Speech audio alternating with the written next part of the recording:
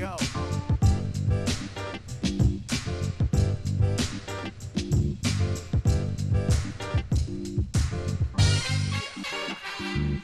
Crisis. Nothing personal. Word of the day. Wednesday, June 16th, 2021 is crisis. I do not use that word lightly. My generation, the first thing you think of when you hear crisis is the Cuban Missile Crisis. I don't think I was even alive for that. Or if I was super, super young. But crisis is a word that is meant to imply to you, the listener, or to anyone who hears it, that we have a situation that is untenable, but that is coming to a head in the short term. It's hard to say you have a crisis that's a 40-year issue. Now, there are people who use crisis incorrectly. Sea level crisis. We have a global warming crisis. There's no question we could have those things. Raising sea levels in Florida, global warming. We've got an ocean junk situation. But a crisis means that you better have been working on this before the crisis started. You should have been able to see the crisis coming and have a plan to deal with the crisis. An acute crisis, you can't pre-plan for. An acute crisis is when your child bangs his or her or their head against a windowsill, blood rushing everywhere. We got a crisis. We're going to handle it right now. We're going to urgent care or the emergency room. So you can have that sort of acute crisis. But another type of crisis is the crisis I'm talking about today. It's the type of crisis that you can tell is coming. It's going to be a crisis. You could have dealt with it before it became a crisis, but now that it is a crisis, you're playing from behind. And when you play from behind in a crisis, the problem you have is that you make bad decisions, all because you're sticking fingers in the dam that's leaking. It's like whack-a-mole. You ever play that game? Coke, do you have any idea what that game is? Whack-a-mole is when you take it's like a carnival game, which I used to love, spend $50 to win a $2 huge stuffed animal that doesn't fit in the car, so you leave it in the parking lot. It's when you take a hammer and these little beavers come up out of a hole and you hit them down and then another one comes up, although it's called whack-a-mole. So is it a mole? I don't know what a mole is. I associate moles with things on my arm or leg or back, but maybe a mole is a type of animal. So you're just putting out fires left and right. Running a baseball team can sometimes feel like you're in crisis mode at all times, but that's actually just running a business where things come up. Do you remember the mailbag episode when I talked about the list that I carry around, the list of short-term, medium-term, and long-term items, and I have to finish all short-term items before I can go to bed? And I try to work on a few midterm items, maybe a long-term item, but eventually the long-term items become midterm, the midterm items become short-term, and that's how things get done. I know you all did that in school. That's what you do. Hey, you got a research paper. I want you all to know I loved when teachers did this. Day one of class, we'll have an end of term paper of 20 pages on a topic of your choice. Okay, that's going to go on the long-term list. But we've got a test coming up in 3 days. That's midterm. And for tomorrow, we have a quiz on chapters 2 through 4. That's short term. You got to do that. You got to do that reading that day. So once you figure out where you are on the spectrum of the event, you then figure out how you spend your time. What happens when you've got a long-term situation? You don't deal with it. It goes into your midterm list. You don't deal with it. It goes into your short-term list, and you look at it. You don't know how to deal with it. You procrastinate a little more. You got the paper due. You take some no-dos, some Mountain Dew, some Jolt, and you stay up all night. And then you say to yourself, how could I write a good paper when I only had one night to do it? We've all been there, right? I hope so, because I've been there practically my entire academic and professional career. Baseball has a full-fledged crisis as it relates to these foreign substances. They're not foreign. I don't know why we're calling them foreign substances. I feel like it's almost like calling it the China flu or the Wuhan flu, the COVID-19 pandemic. It's not foreign or domestic. It's sticky substances that are being used to give pitchers an advantage. So why do I say that it's a crisis? Because I've been out of the game since 2017, got into the game in 1999. And when I got into the game, pitchers were already using substances all over their bodies. It continued to be used. The years went on. No one really said a word because the hitters were matching that with steroids. Put whatever you want on the ball. I'm putting whatever I want in my body, and let's see who wins the gladiator match. Baseball decided to crack down on steroids because word got out that too many people were using it, too many injuries, too many kids, and too many kids were having health hazards. Oh, by the way, they're illegal. Don't forget that little nugget as we get into the discussion on spider tack and rosin and sunscreen. I don't mean against the rules type of illegal. I'm talking handcuff, soap on a rope type of illegal. So Congress gets involved. Yada, yada, as would be said in Seinfeld. Steroids are outlawed again in baseball. The rules are enforced and drug testing starts. Does it get rid of all steroids, all performance-enhancing drugs? Absolutely not. But what do people do when you take away one way that they have to do their job better? And they know the better they do their job, the more they get paid. By definition, they look for the next thing to help them get better and do better and make more money. It's like always staying one step ahead of the law, one step ahead of the testing if you're trying to get around testing, one step ahead of counterfeit currency. The U.S. Treasury always seems to be one step behind counterfeiters, or so I see on Good Girls. So in baseball, once they found testing for steroids, for certain anabolic, metabolic steroids, no problem. We'll figure out other ways. We'll do our best. Once we outlawed greenies like amphetamines, you look for other ways to get your heart rate up, to get your adrenaline going. Baseball morphed that into Adderall and Ritalin exceptions for players because that had the same impact. All right, so we know exactly how things work. When you can't do what you used to do, you find something new to do. So then let's go to the pitcher side. Pitchers are using these substances. Some of them are working for the pitchers. Some of them are not. Keep in mind when you use spider tack, or which is a sticky, like a substance that gives you grip and gives your pitch more spin, as we've been talking about now for a few days, because this story just keeps growing. Hence the word of the day, crisis, by the way. Spoiler alert, I'm going to get there. So pitchers have always been using it. Then MLB looks around. They talk to some of their constituents, and they say, we need some help here because we're not happy with the game. We hired Toby Epstein. That's not his name. Why is that in my head? Theo Epstein. And we are going to fix what ails baseball. What needs fixing right now are the substances. We got to get rid of them. Are we in a crisis? 10 years ago, in 2011, there were conversations in baseball about what was happening with offense.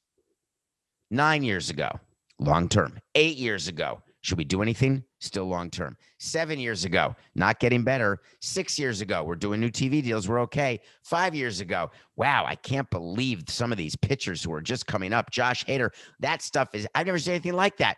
Do you know how many times I was in a clubhouse where a hitter would come to me and say, I do not understand how that guy is throwing 98 with that type of movement? Or pitchers would come up to me and say, did you see how nasty? I can't even fathom getting that type of life on my fastball. 4 years ago, 3-2. Uh-oh. I think we should do something. All right. 1 year ago. We're going to bring in Theo. We're going to take a look. They've been looking for 5 years. We're looking at different rule changes. We're going to make the bases bigger. We're going to move back the mound. Pitch clock, robo-umps. All right. A lot of discussion about old-time baseball, old-school baseball. but foreign substances, sticky substances, and then it happened. All of a sudden, you had position players saying out loud, it's gone too far. Normally, MLB wouldn't have cared about that. They would have been happy when position players are fighting with pitchers, especially with the collective bargaining agreement coming up. Divide and conquer. Except something happened in the interim that made baseball say to themselves, if we are ever in a position where the competitive integrity of our game is in question, if we're ever in a position where the word CHEATING is thrown about, we're going to do better than we did with the Astros and the sign stealing. Sign stealing is the perfect example of what I'm talking about. It wasn't a crisis until it became a crisis. And then what MLB did is they came down on the Astros, not on the players. But what they did do is they did an evaluation and then an investigation and then several rule changes. The rule changes are that there's no more video room. There's no more going to the video room. There's people now who work for MLB who are around the dugouts who are listening for things. It's, as I've always told you, it's like the TSA is what MLB is like. You've got someone who sneaks on a bomb that looks like candy. I can't bring jelly beans on a plane, or they all get searched every time. You've got a shoe bomber. You got to take your shoes off. So the substance situation comes to a full head when position players are saying it's too much now. It's cheating. We've gone past rosin, pine tar, and sunscreen. They're using these new technological advances to do things with the ball that makes it so I'm hitting 210. So then what does baseball do? Meh. They do an investigation. They study it. That's what they always say. We're going to put together a group of people. We're going to hire Theo simply because he got fired, which he didn't from the Cubs. We're going to bring him in and we're going to put him in charge. We're going to have conversations. We're going to have a committee. Baseball likes committees. And we're going to put old-time executives, new executives, a couple owners, a couple presidents, and we're going to come with suggestions to the executive council, who will then bring them to the Playing Rules Committee, who will bring them to the ownership committee, the full owners. Okay. It's a good plan. We're not in crisis yet. We've got another entire situation going on in baseball with injuries that's been studied for 2 decades, always making owners angry that they're paying players not to play. Big concerns. So they study that. They bring trainers onto a committee, doctors. They're looking at angles of release for pitchers. They're looking at how pitchers prepare, how they ramp up. They're looking at number of pitches thrown and how often they throw. All sorts of studies. No conclusions. Pitchers keep getting injured. Money keeps getting wasted. Finally, the commissioner says, okay, here's what we're going to do. I'm in charge of the game because you asked me to be. 23 of you asked me to be. I've already asked all of you what you think the game should look like, and you're not answering. I've asked you whether you think there's not enough offense or too much, whether you think the pitchers are getting hurt too much or not. Some of you are engaged. Some of you are not. Most of you are just worried about your own team, your own finances, and winning World Series. But I am responsible for the game, capital G, not for your team, for all teams. So what I'm going to do is I'm going to take charge, and I'm going to let you know once me and my smart people have come to a decision. And the decision that I'm going to come to is going to be based on several factors. 1, we want to get rid of the cheaters. 2, the reason we want to get rid of the cheaters is we don't want anyone talking about any sort of cheating that's gone on in the past, whether it's steroids or sign stealing. We've got to stop the trifecta from occurring. 3, we're going to make it so pitchers are not going to be able to do what they've been able to do, which is going to help hitting, which is going to help offense, which is going to help ratings, which is going to help viewers and viewership, which is going to make networks happy that they're spending what they've already agreed to spend, which will enable them to spend more the next time and the next time and keep that train going. Make no mistake. The national broadcast revenue and the local broadcast revenue for streaming and showing games is everything to the commissioner and to the owners. It is the largest pot of revenue they have. For those of you who think that broadcast partners don't get involved, you're wrong. For those of you who think that broadcast partners don't care, they're wrong. You're wrong. They get involved. They care, and above that, they've got a seat at the table. They've got sway. It gets denied by the commissioner, by the owners. Oh, we don't even think about those things. I've seen it in action. Personally, they get involved. So the commissioner comes up with a plan, and he says, here it is. He comes down from the mountain and says, we are going to outlaw all substances. And the owners say, that sounds good. As long as it's equally applied, no pun intended, I'm in, I'm fine. They get together with their PR people. Like we talked about yesterday, they do a mini leak, then a bigger leak, then send out the memo. The memo came out yesterday. Is it possible that Rob Manfred was not told by Theo what the reaction would be of the players? Is it possible that Theo has been leading this process with reckless disregard, if not indifference, toward what was going on the player side? Is it possible that they're playing chess and I'm playing checkers because they wanted this reaction from the players? If that's the case, I don't want to play chess. Because all MLB has done has put themselves knee deep in a crisis, and the worst possible thing that could have happened the day they sent the memo out to the teams, and of course it got fully leaked, that day, one of the best pitchers in baseball got hurt. That's just a Tuesday. But then he took the microphone. Tyler Glasnow of the Tampa Bay Rays, who is, as you know, the best pitcher on that team. They traded away Charlie Morton. They let Morton go. They didn't pick up his option. They traded away Blake Snell to the Padres. They kept Tyler Glasnow. And by the way, having gone to the series last year, they again have the best record in baseball this year as we sit today. I believe that's right, Coca. Tyler Glasnow gets hurt. We're fine. He takes the microphone. And he says, I just threw 80-something innings, and you just told me I can't use anything. I truly believe 100% that's why I got hurt. MLB can't just tell us to use nothing. That's a crisis, ladies and gentlemen. Tyler Glasnow just acknowledged the substances that he uses. You heard on Nothing Personal that they all use them. He said that he prefers the sunscreen rosin substance combo. Very popular. Has anyone ever wondered why Marlins Park has an entire platter of sunscreen outside the training room? I'm just asking. Anyone?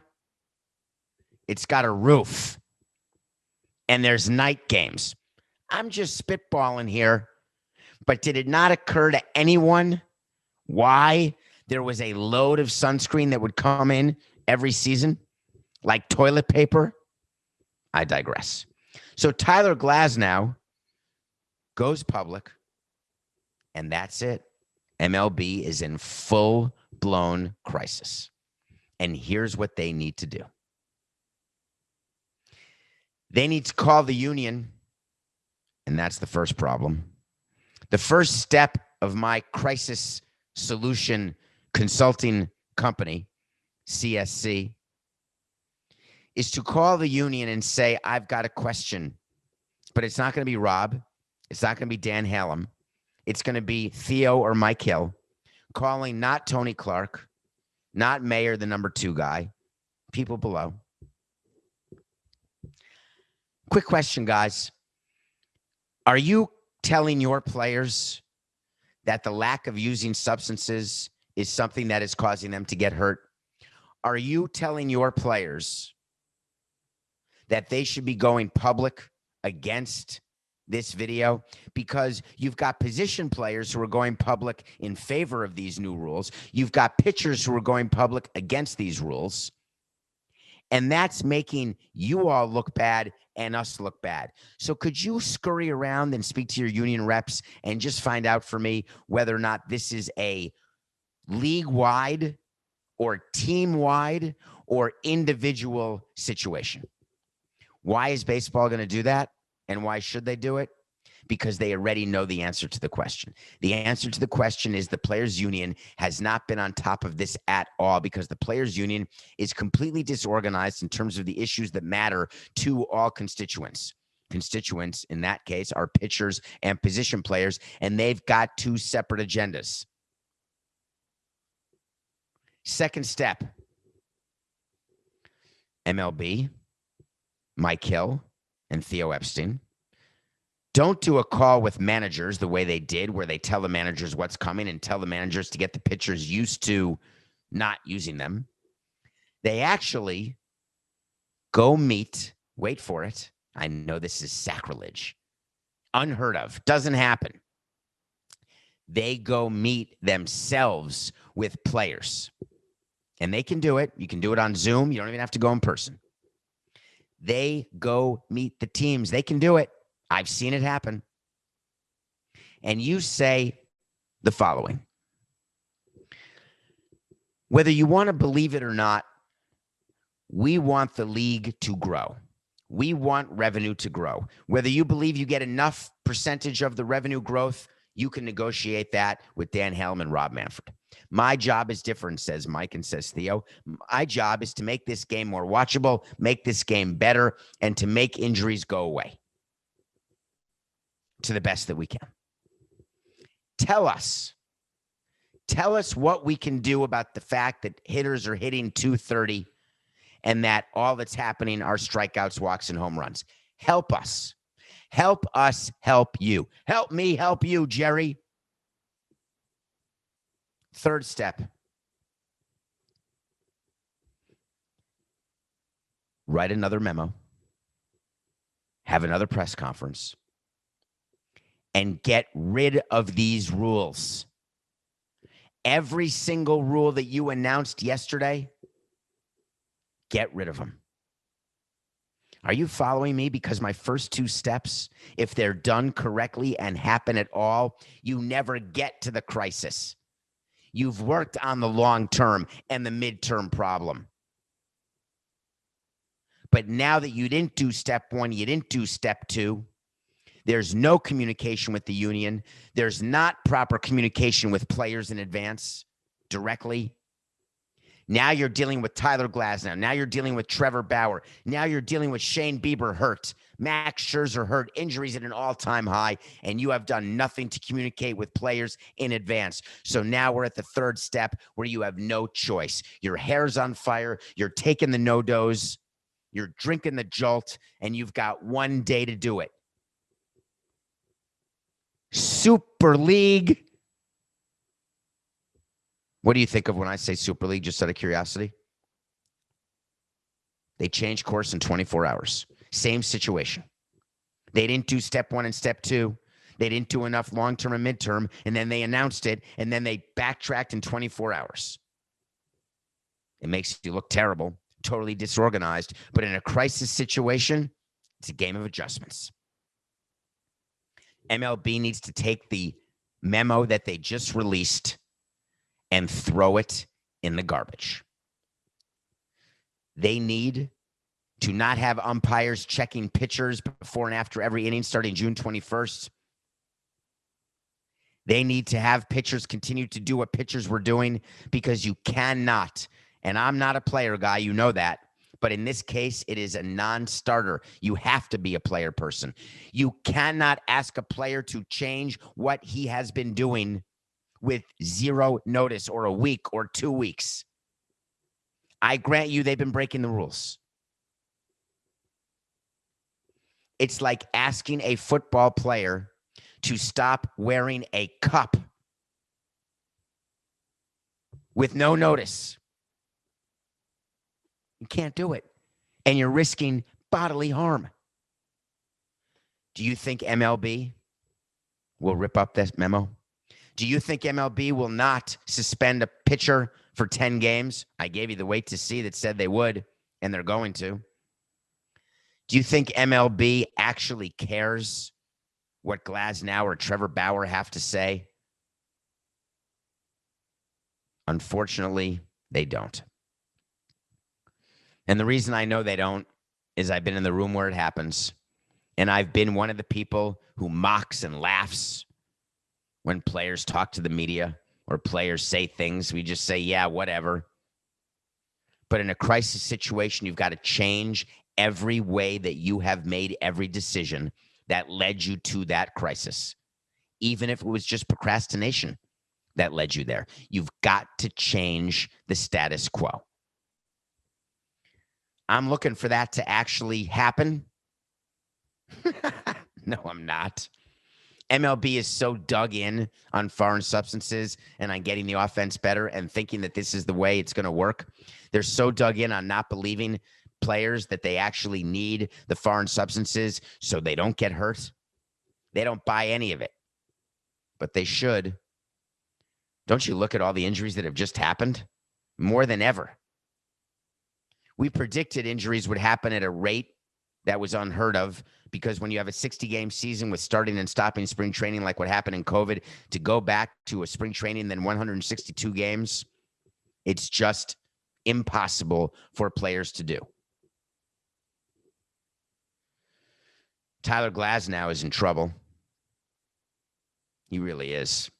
He's got a partially torn UCL. It's too bad, too. He's so much fun to watch. The Tampa Bay Rays are treating that conservatively. They're going to let him rehab and hope that he's Masahiro Tanaka, one of the few pitchers with the partially torn UCL that didn't need Tommy John. My experience tells me when you have a forearm strain, a flexor strain, a partially torn UCL, 100% of the time, Tanaka outlier, so I guess I have to say 99.6% of the time, you're getting Tommy John. So why are the Tampa Rays and Glasnow both agreeing to treat that injury conservatively? Because they've got time on their side for the moment. Let's say it's a 12 to 14-month recovery. We're now in June. If you have the surgery now, you're back by next August, next September. You're really missing the whole season anyway. So you might as well wait 4 weeks, 6 weeks, because that's how we would operate. We'd do the math. What's the last possible day that we can have our pitcher get Tommy John where he will be able to come back in time for either the next season or the beginning of the season after that? So if I want Tyler Glasnow to be ready to go, no questions asked, in February of 2023, because that's what we're talking about, he can have Tommy John, call it in November of 21. You see that math? You see where I'm going? So they've got enough months right now, because it's only June, to see if this conservative treatment can work. They're not going to hold on forever because they can't afford to, and the math doesn't work that way. But that's why they're being treated conservatively. I got to wait to see for you, and I'm sorry, Tyler, but we have wait to sees where we say something's going to happen. Sometimes it does, sometimes it doesn't. Tyler Glasnow is going to have Tommy John surgery. It's practically a slam dunk, and it makes me sad because watching him pitch makes me happy. Wait to see. Okay, when we come back, we're going to review season 2 of Lupin, and then we are going to talk about something that happened in the NBA last night that made me smile. We'll be right back here on Nothing Personal. Welcome back to Nothing Personal. My name is David. Thank you so much for rating, reviewing, following, subscribing, telling your friends about us. We're growing, and let's keep going. It's fun to keep going. So I read with great interest in the NBA yesterday, and I do want to talk eventually. I don't know if it'll be today, but at some point we have to talk about Kevin Durant last night. 49 points, 48 minutes. That's called a championship winning player. Oh, I forgot to do my sorry, Coca. We're live. I like being live. All these other podcasts I go on, they're all edited. I mean, that means the producer has to work extra hard. But with Coca, we do our work before taping starts. And then after, we just start working on the next show, and he goes through and releases clips and posts it and does what he does. But we do a ton of work pre-show, and then we just let it fly for 45 minutes. And you'd think on the 390th episode, I would know that after the break is the review. But my eyes went a different direction. So I watch a movie every day or a TV series. Season 2 of Lupin came out. It's in French. Lupin is how to say it. It stars Omar Sy, the guy who was in The Untouchables. And I reviewed season 1 quite a while ago. It is about a man who is, it's almost a little like Now You See Me. He just does magic. He finds his way out of every sticky situation. He doesn't use violence. He's definitely a criminal because he steals stuff, but he also does it in a way that isn't going to hurt anyone. It's sort of like the Thomas Crown affair, where you can somehow steal paintings and put them back and look at them, and you're always a step ahead of the police. That's what Lupin is. Season 2 came out, 5 episodes, 45 minutes each. Watched them all straight in a row. I couldn't stop. Season 2 was better than season 1. That doesn't happen all the time. If you have a chance, just check it out. I know that subtitles can bother you sometimes, but do me a favor. You will not regret it. It's on Netflix, Lupin. Thank you. All right, NBA. Did you watch Kevin Durant play those 48 minutes with James Harden, who could barely play, and they beat the Bucks by 6, I think? Scored 49 points. He's just good. I was thinking about him because the NBA has a very interesting system to me where players are eligible to make a certain amount of money based on where they play and how long they've played there. It's not that you make more money if you were in New York or LA versus Milwaukee.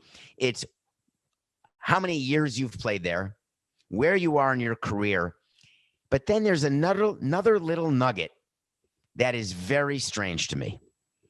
And that nugget is that players who are named to the All-NBA team have the ability to actually make more money. In baseball, it doesn't work that way. You can put incentives in a contract, and we do it like 25 grand or 50 grand if you're elected to the All-Star game or selected to the All-Star game. We always put more money. Here's a little nugget for you, Coca. We would always pay players more to be elected versus selected. Why would I rather have a player elected? Because that's a fan vote. That means the Marlins are popular, a player is popular, and that is helpful to our team from a revenue standpoint. Always gave players bonuses in their contract for World Series MVP, League Championship Series MVP. Did something a little differently.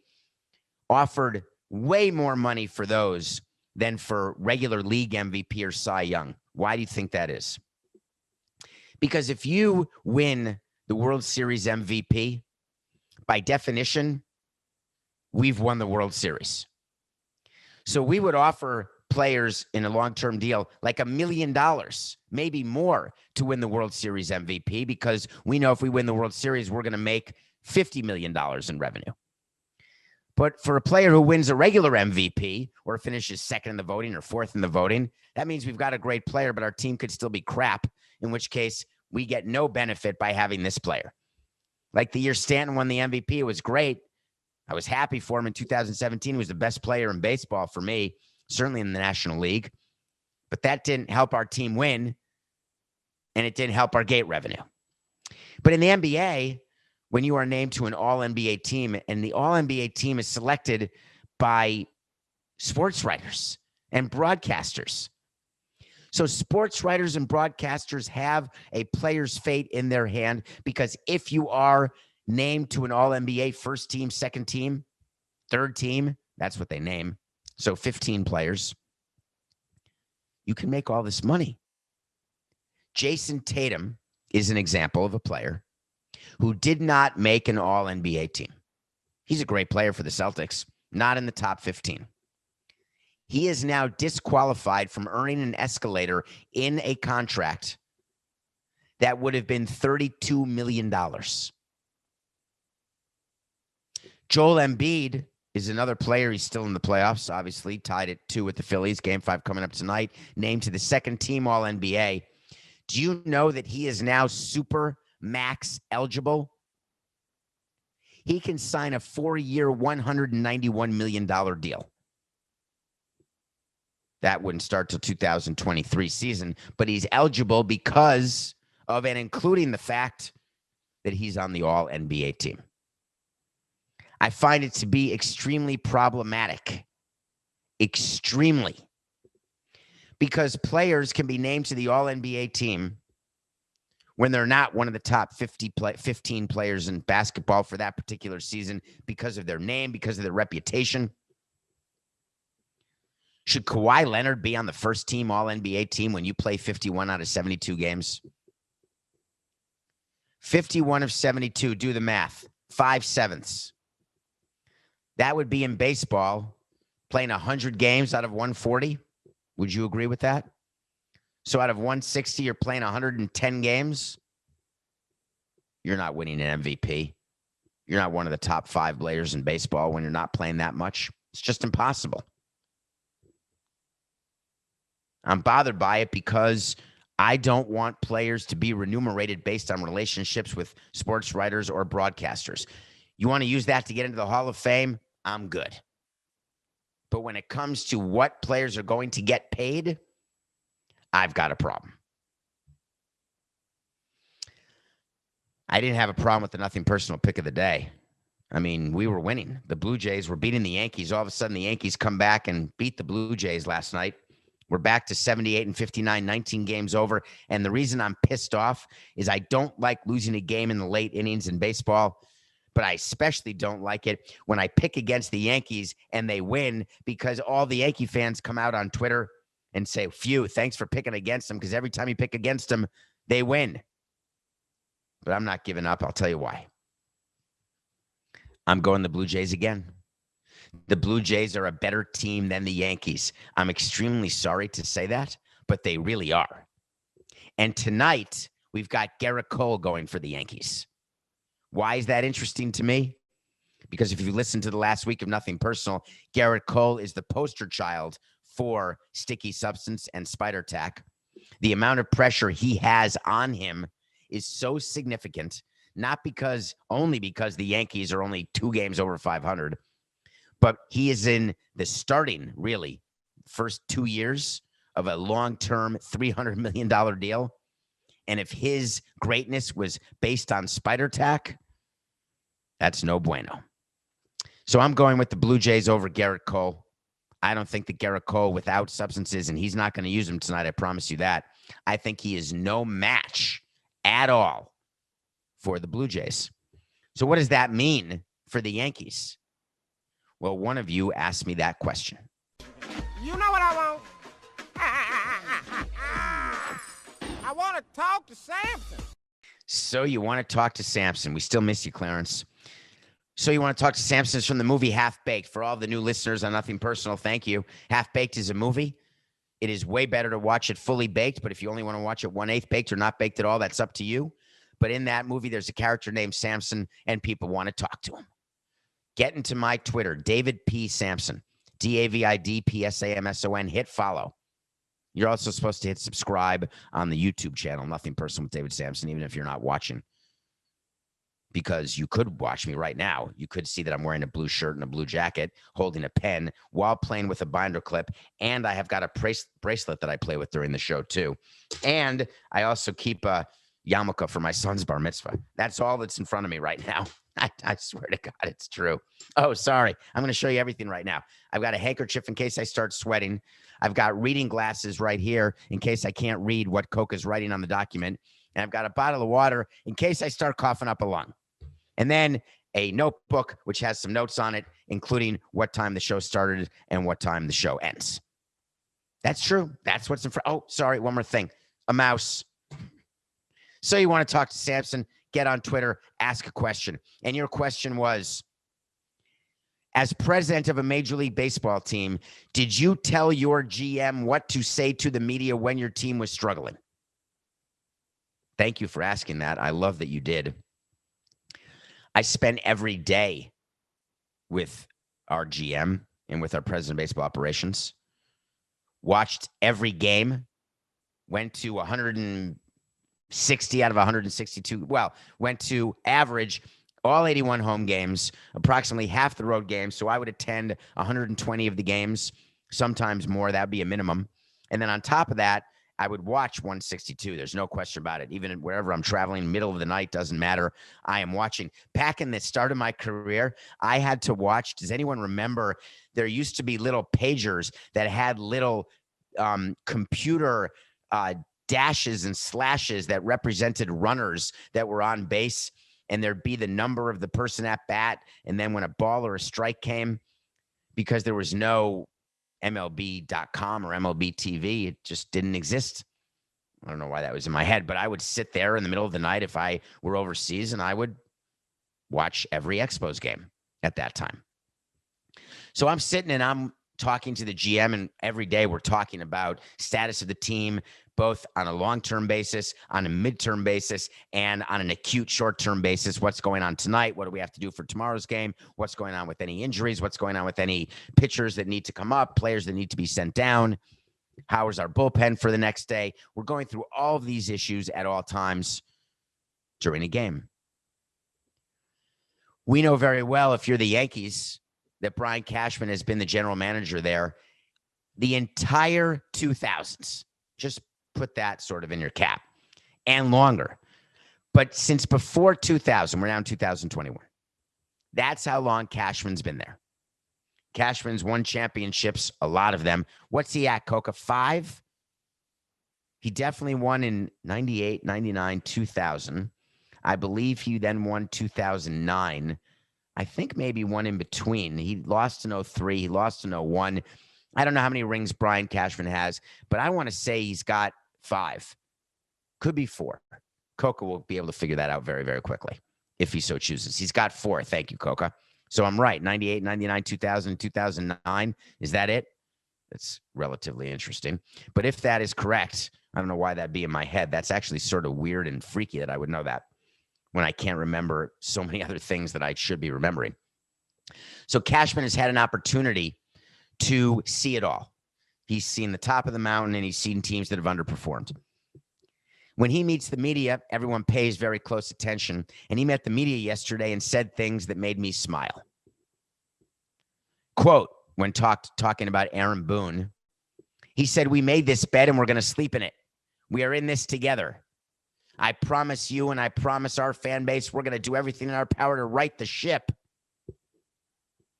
Don't you love it when we speak? It's so idiotic. When I'm in baseball and I say these things, I actually have convinced myself that when you read them and you see the headline and read the quote, that you're thinking, wow, that Samson guy, pretty smart.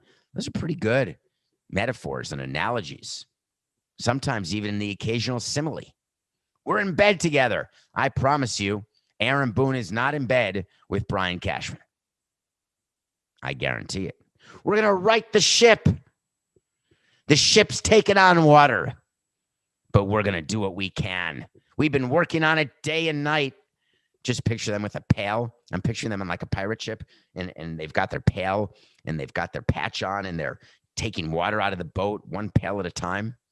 The reason why this is all in my mind is that I, as the president, would tell the GM, all right, we are close, very close, tomorrow acute, or no chance of firing the manager.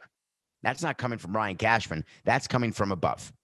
And so I'm communicating with our GM where we are, because I don't want to give my manager a vote of confidence and then fire him because I look like an idiot. For Brian Cashman to give a vote of confidence to Aaron Boone in almost every other situation, I would say the vote of confidence is the kiss of death, and that's the end of Boone. Brian Cashman has been around the block. And what is interesting is that he actually believes that Aaron Boone is okay. He believes he's okay. and that they're in buying mode to improve their team for a playoff run, especially now that Glasnow's hurt. I'm sure they think they can catch Boston for sure and catch Tampa no problem. The president of the Yankees should not have allowed Brian Cashman to say those words, because one of these days, if the Yankees have a bad July, not only are they not going to add at the deadline, but on top of that, it may come down from the Steinbrenner mountain that Boone has to be let go during the course of the season, which is something Steinbrenner does not like to do. Unlike his father, Hal Steinbrenner does not like to do it. So Brian Cashman is relying on previous behavior to make these types of comments about Aaron Boone. But it's different now. The Yankees haven't won since 2009. Their payroll continues to increase, though they will not go over the luxury tax threshold, and Hal Steinbrenner will not allow them to. So adding at the deadline, money is not going to happen. So my answer to your question is, I was shocked that Brian Cashman said those statements. I would not have allowed him to say those statements because I can't guarantee those statements are true, and I want to make sure that Brian Cashman and anyone who works for me has some ounce of credibility. The Yankees have a problem, and they better start dealing with it. Unfortunately, for all you Yankee fans, revenue never seems to be the issue. Like with the Knicks, they cannot win, and you keep going to the Garden. There's enough TV and gate revenue with the Yankees that the incentive to fix everything acutely does not exist because it's just business. Sorry, Yankee fans. It's nothing personal.